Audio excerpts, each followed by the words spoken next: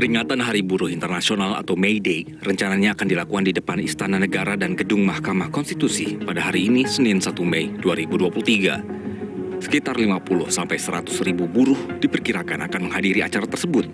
Nantinya mereka membawa 7 tuntutan isu. Yang pertama, cabut Omnibus Law, Undang-Undang Nomor 6 Tahun 2023 tentang Cipta Kerja.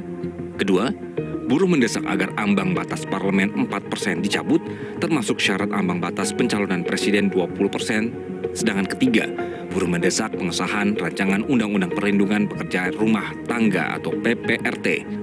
Di poin keempat, buruh menolak RUU Kesehatan. Kelima, reformasi agraria dan kedaulatan pangan. Kemudian buruh juga mendukung calon presiden yang pro buruh dan kelas pekerja. Dan poin ketujuh adalah HOSTUM, yaitu hapus outsourcing tolak upah murah.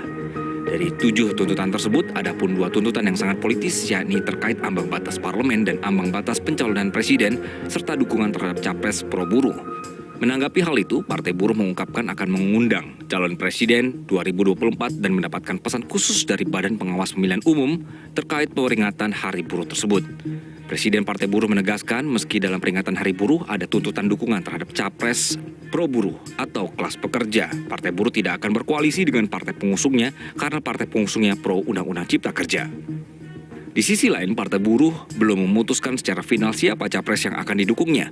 Capres yang nanti hadir dalam aksi May Day adalah capres yang baru ditetapkan dalam rapat kerja nasional, sedangkan nantinya Partai Buruh akan menetapkan capres dukungannya melalui berbagai tahapan.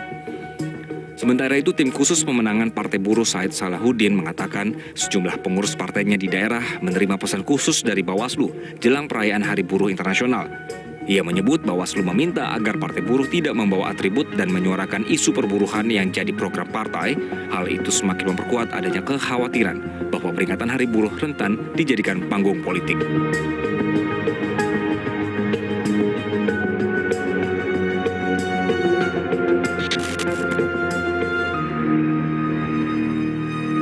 Basis massa yang besar, pemirsa, buruh ini menjadi kekuatan seksi bagi kekuatan politik untuk bisa digait menjadi pendukung sejati.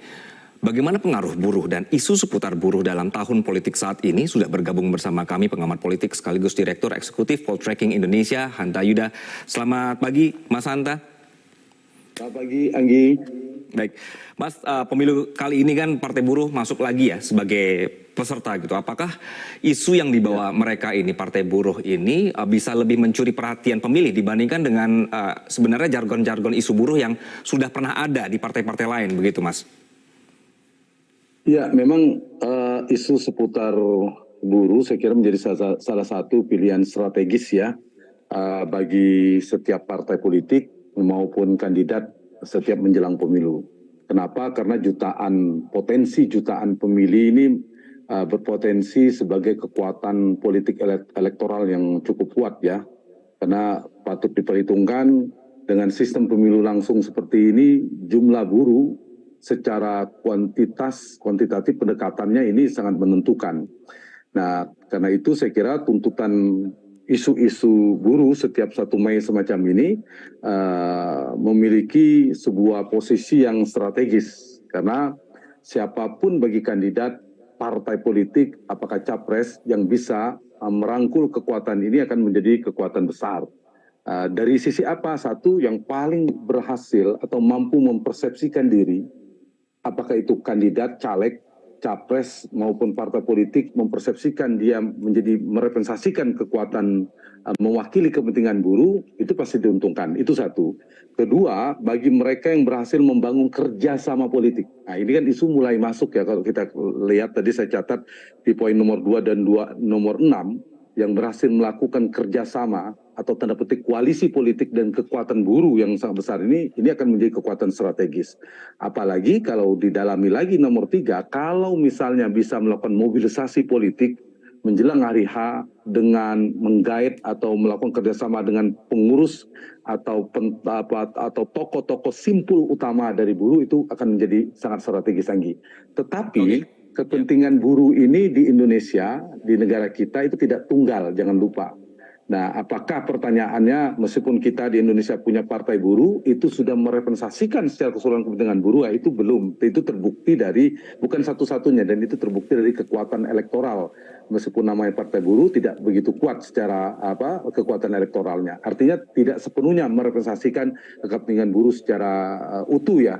Nah, ini yang menyebabkan kalau kita lihat datanya, kekuatan buruh yang besar itu artinya tersebar ke berbagai macam kekuatan partai politik, tersebar ke berbagai macam kandidat caleg, dan sekarang kita poinnya menuju pilpres ya. Nah, yang menarik memang saya kira yang perlu jadi catatan dua isu ya yang cukup masuk kepada isu sentral politik kita hari ini, yaitu menolak syarat ambang batas parlemen dan pencapresan itu. Dan yang keenam, poin yang keenam itu juga menarik, bukan melakukan kerjasama kepada capres yang pro buruh, pro kepentingan buruh. Nah, ini saya kira dua gayung bersambut. Satu sisi memang buruh tanda petik ya memanfaatkan ini dengan potensi yang sangat besar, dan itu saya kira tepat.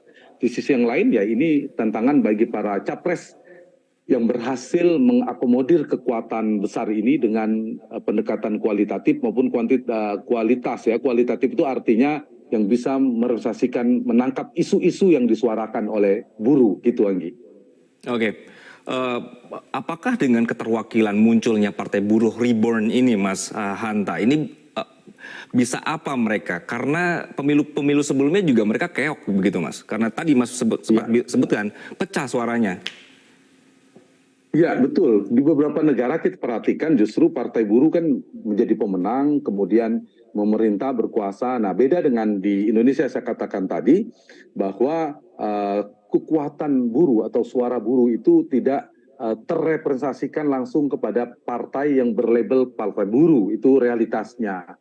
Dan kalau kita perhatikan tren elektabilitas itu berdasarkan survei kami terakhir Politeknik Indonesia, ya partai pada umumnya mulai dari PDI Perjuangan, kemudian kedua Gerindra, kemudian ada Nasdem, Golkar, dan PKB yang tidak terpaut terlalu jauh, tiga partai lainnya yang berposisi jadi tiga partai besar, kemudian Partai Demokrat, dan menunjukkan bukan partai buruh, tapi ini bagian dari ikhtiar politik atau upaya politik yang dilakukan partai buruh sebagai partai lama tapi kembali ikut non parlemen ya. Saya kira tantangannya ini berat ya, meskipun namanya partai buruh tapi realitasnya buruh sebagai potensi segmentasi pemilih yang secara kuantitatif sangat besar itu tidak terrepresentasikan pada partai buruh dalam sebagai peserta pemilu seperti saya katakan. Baik, nah ini yang saya kira menjadi tidak bisa misalnya dibawa sebagai merepresentasi kekuatan buruh secara keseluruhan, karena partai buruh pun ternyata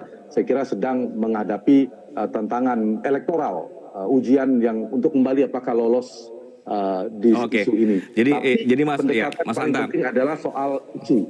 Gitu. Iya. Ya. Di internal buruhnya sendiri juga masih berusaha untuk bagaimana menyamakan suara mereka. Namun ada tuntutan ini ada tahun politik, mau kemana suara mereka dibawa dan bagaimana cara mereka memilih capres, ini juga menarik perhatian ya Mas ya. Tapi nanti akan kita lanjutkan diskusinya usai jeda, Mas Hanta. Pemirsa, kembali bersama kami di pagi hari ini dan juga ada Mas Hanta Yuda. Mas Hanta, kita lanjutkan ya. Apakah Anda melihat isu perburuan ini sudah dikelola dan dimanfaatkan dengan baik oleh partai-partai politik dan juga si partai buruh itu sendiri, Mas? Ya, sebenarnya kita berharap buruh menjadi subjek dalam dinamika kompetisi politik elektoral. Ini kesempatan bagi buruh untuk memberikan semacam menyampaikan aspirasi politik terhadap kepentingan-kepentingan buruh. Momen di mana ketika politisi dan partai politik membutuhkan dukungan suara elektoral dari para buruh. Harusnya sekarang bagi partai politik, bagi capres yang bisa melakukan kontrak politik, membawa aspirasi kepentingan buruh, itu harusnya dimanfaatkan dalam momen-momen tahun politik semacam ini. Jangan sampai buruh hanya menjadi objek, artinya hanya mobilisasi politik yang dilakukan untuk mendapatkan dukungan. Nah, misalnya sekarang ini mana partai-partai, kandidat-kandidat yang berhasil ya membawa isu ekonomi dan kesejahteraan.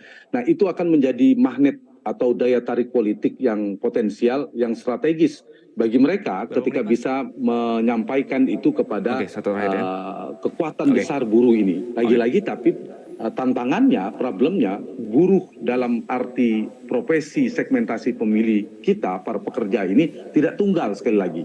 Dia tidak terrepresentasikan dalam sebuah partai politik, dalam satu simpul organisasi. Artinya simpulnya tersebar berada di mana-mana. Isunya misalnya soal UMP, soal UMR, dan soal harga kebutuhan pokok. Nah, bagi partai dan kandidat yang bisa mengakomodir ini, saya kira itu yang menjadi perhatian buruh, saya kira. Gitu. Oke, Mas Hanta, kelompok buruh ini kan menyatakan tidak mendukung yang setuju dengan Undang-Undang Cipta Kerja ya, capres-capres ini. Tapi kan faktanya adalah partai-partai pendukung capresnya juga, ini ada yang tidak mendukung juga gitu. Ini bagaimana? Iya, karena itulah kita lihat ternyata dari figur-figur capres itu kan bagian dari partai-partai politik. Dan Undang-Undang Cipta Kerja juga produk dari parlemen kita dan partai-partai yang utama yang mendukung kandidat. Ya, saya kira itu yang akhirnya tuntutan itu terbentur realitasnya dengan apa yang ada, sehingga yang paling harus diperhatikan oleh kaum buruh itu adalah mana kira-kira dari 1-2 capres atau partai politik, mungkin capres kita lebih fokus ke capres yang betul-betul punya komitmen, beda platformnya, beda programnya, janji politiknya yang betul-betul menguntungkan. Mas Hanta bisa sebutkan siapa nama yang mungkin mereka bisa dukung, Mas? Sebut nama misalnya. Nah, saya kira harus dibedah. Nanti kan misalnya kita bicara capres sekarang yang kuat secara elektabilitas potensinya kan ada Anies Baswedan, Ganjar Pranowo, dan Prabowo Subianto. Nah, bagi mereka-mereka atau calon-calon yang saya kira berani membawa agenda politik yang pro buruh, nah itu harus dipertimbangkan oleh buruh. Buruh dalam arti saya tidak bicara dalam catatan dari Mas Hanta kepada capres-capres. Jangan lupakan isu buruh ini, nanti juga bisa mendapatkan dukungan yang besar sekali dari basis massa mereka begitu ya. Mas Hanta, terima kasih atas diskusi kita pagi hari ini. Dan isu-isunya juga. Terima kasih. Mas Hanta, terima kasih.